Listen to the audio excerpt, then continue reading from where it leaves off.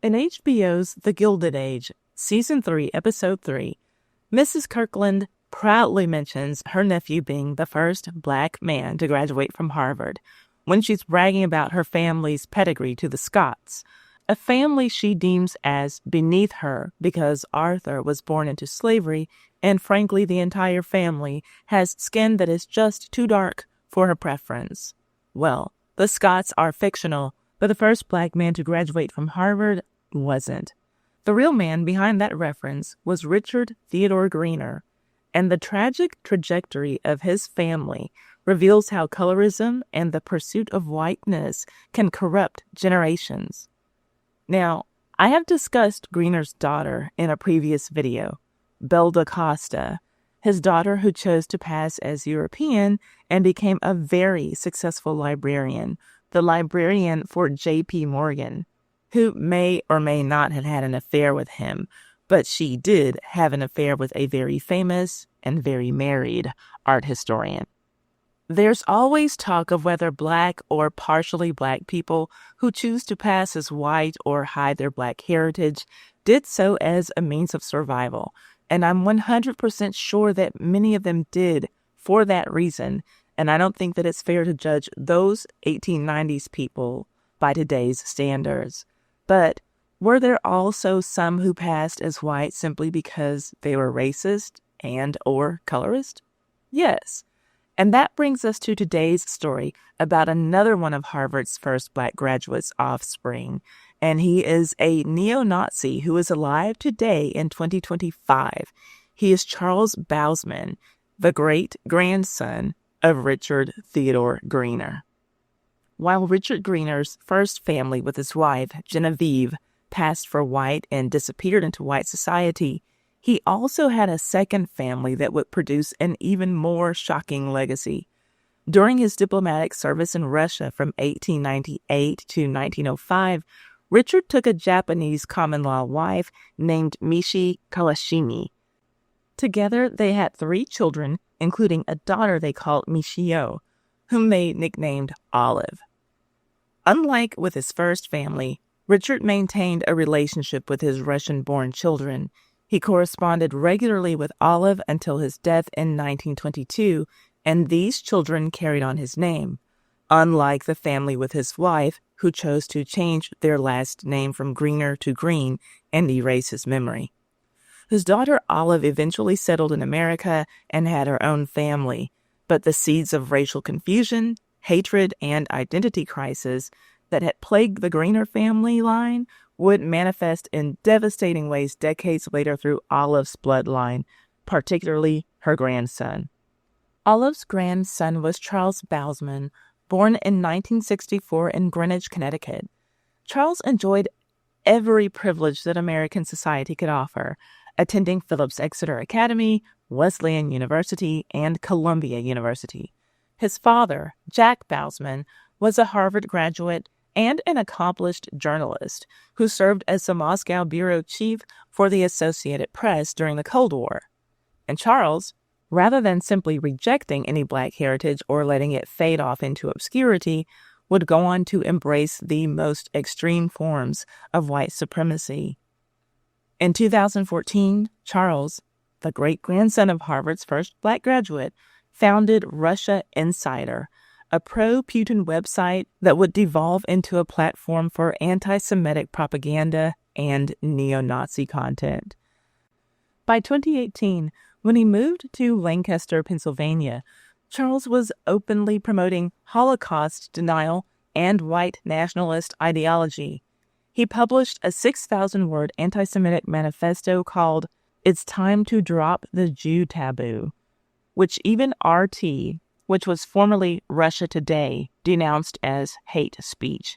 And just for context, RT is Russia's state-controlled news network that regularly hosted Charles Bowsman as a commentator for years. Many Western countries consider RT as a dangerous propaganda outlet. So for RT to say that Charles was being too extreme, that was really saying something.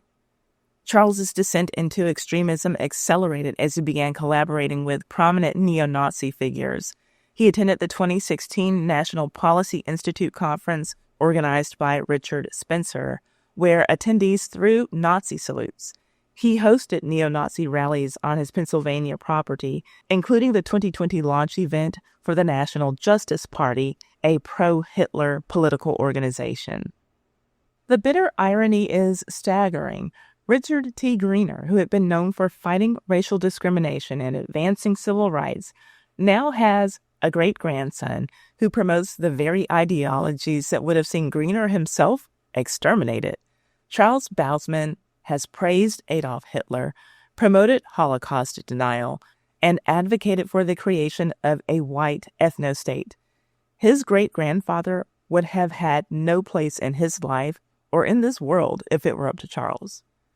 After participating in the January 6, 2021 United States Capitol insurrection, Charles fled to Russia as a political refugee, abandoning nearly $1 million in property.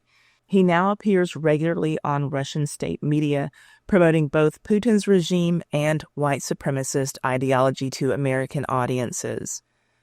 The transformation is complete.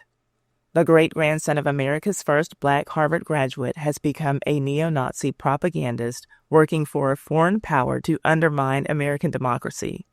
Charles Bousman's extremism represents the ultimate victory of the colorist ideology that the Blue Vein Society promoted, the belief that proximity to whiteness was more valuable than racial solidarity or even justice. And in case you're not familiar with the Blue Vein Society, it's a topic that I've covered more extensively in other videos, but for the sake of getting on with this video, it was groups of Black people and partially Black people who placed themselves on pedestals above Black people with dark skin. They called themselves Blue Veins as a nod to the fact that their skin was light enough to see through their veins. These groups started appearing just as slavery was abolished in the United States. Where Richard Greener saw his Harvard education as a platform to lift up his race, his great-grandson, Charles Bousman, uses his elite education to tear down the very foundations of a diverse, democratic society that made his ancestors' achievements possible.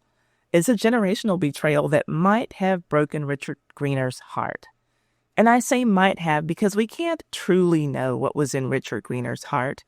Some might ask, if his own Blackness was so important to him, why didn't he marry a woman who looked Black the first time? Or why didn't he prioritize making his second family with a Black woman? And those are fair questions. Maybe some would say that Richard should have been able to see all of this coming, everything that happened with his descendants. What we have here is the ultimate legacy of the colorism that Mrs. Kirkland promotes on our fictional show, The Gilded Age, but that had and still has real-life repercussions when families become so invested in whiteness that they lose their souls entirely, producing descendants who actively work to destroy the very communities their ancestors fought to protect. If you've already seen my video about Belle DaCosta Green, you probably think that her story is mild in comparison to Charles Bousman's. In case you haven't seen that video, I'll leave a link for it below.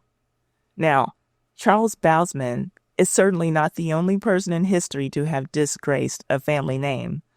John Jacob Astor VI was the pouty, sad, jealous son of the richest man who died on the Titanic, John Jacob Astor IV, who also proved himself to be one of the bravest men on the Titanic the night that the ship went down.